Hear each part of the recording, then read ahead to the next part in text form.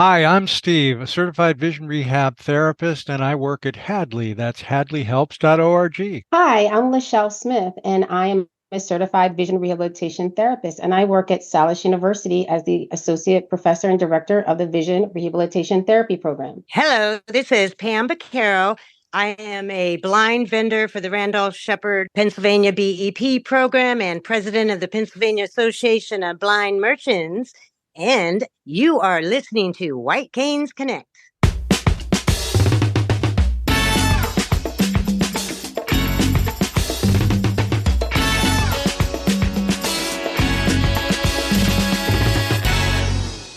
Hey there, PA Federationists. Welcome to another episode of White Canes Connect, presented by the National Federation of the Blind of Pennsylvania. My name is David Goldstein. Joining me today is co-host and White Canes Connect creator, Lisa Bryant. Lisa, how are you today?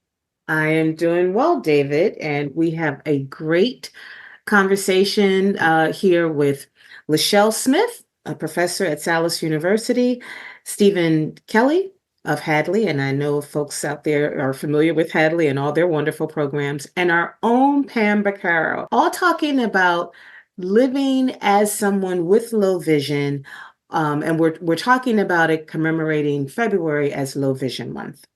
Yeah, it's very interesting because all five of us are low vision, and some more so than others. And as we've talked both before we've recorded today and at other times, some people give you a little shade from the totally blind side of things, and some people who are sighted and see you walking with a cane, but then when you maybe actually see something, they say, hey, you're not blind. So you get it from both sides. Yep. But it was a great conversation and kind of get into the different tools people use. It was a great conversation. So without further ado, let's listen.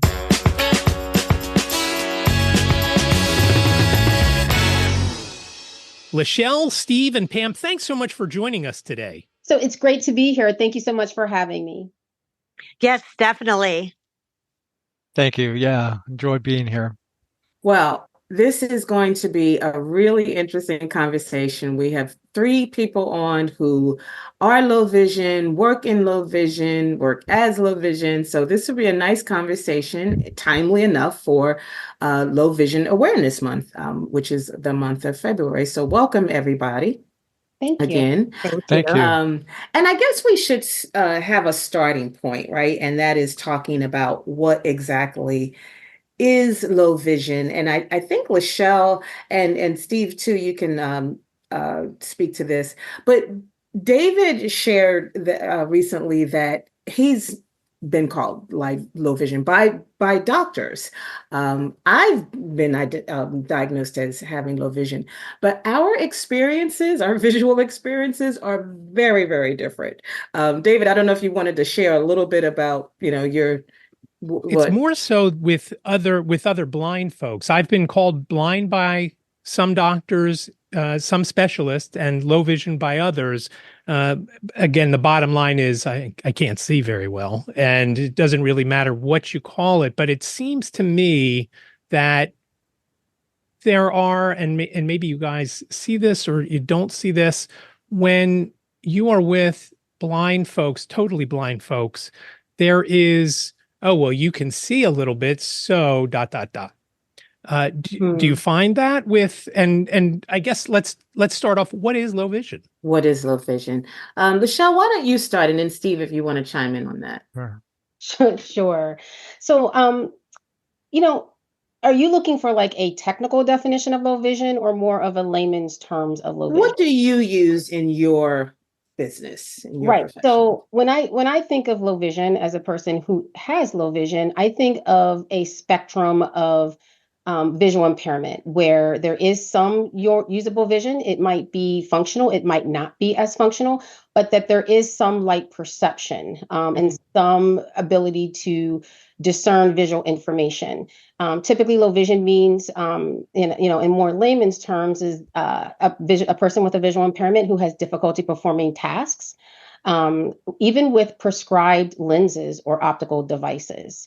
And so, if you provide them an optical device might be a handheld magnifier. A non-optical device might be, task lighting or acetate filters to enhance contrast. So low vision just means that there could be some usable vision, but it needs, even with adaptive devices, it's still difficult to perform daily tasks that are visual. Steve, would you pretty much agree with that definition? I am just so glad Lachelle had an I was hoping they would opportunity ask you that to question. start because, well, the reason is I find a lot of the terms so confusing, and I've also found that clients and folks that I've worked with over the years do too. I mean, so yes, as far like for example, myself. Technically, I qualify as legally blind, which is kind of meaningless to anybody. I don't use a white cane though. And I always tell people, okay, well, I've got low vision, but I've got plenty of functional vision because I do. I have a full field of vision and so on and so forth. But in terms of what it means to me, particularly when I'm working with someone, um, it just means someone whose vision is not going to be correctable with a pair of glasses or contacts or surgery. And it also, I also think of it in terms of a functional sort of a thing. And Lachelle, you alluded to that too. Um, as a person having some difficulty reading the newspaper, and that's kind of one of the big standards for me, or difficulty driving the car, or maybe they've been denied a license. And that can all happen at 20 over 40, 20 over 60, which in a lot of people is plenty of functional vision, but it's starting to really impact some of their daily living and employment. I mean, someone with 20/60 is going to have a difficult time seeing the computer screen and doing some computer work without some of the assistive technology. And oftentimes somebody with low vision too arrives at low vision later in life. I mean, there are definitely some things that you can have from childhood, like Stargardt's or something like that. But I think demographically, for the most part, low vision is something that we acquire later in life, either from a disease, genetics, or an injury. Yeah. And I'm so glad you brought that up also, Steve, about being legally blind. So there's all this terminology, descriptive terminology. And it made me curious. I do want to come back to why we're even talking about this in Low Vision Awareness Month, but it made me wonder about Pam. When people ask you to describe, or when you find yourself in a situation where you have to explain your vision, like why you can't read something, do you tend to say you're legally blind, you're visually impaired, low vision, or do you kind of switch it up? Well, speaking of it, perfect example. Today I had an experience with a customer.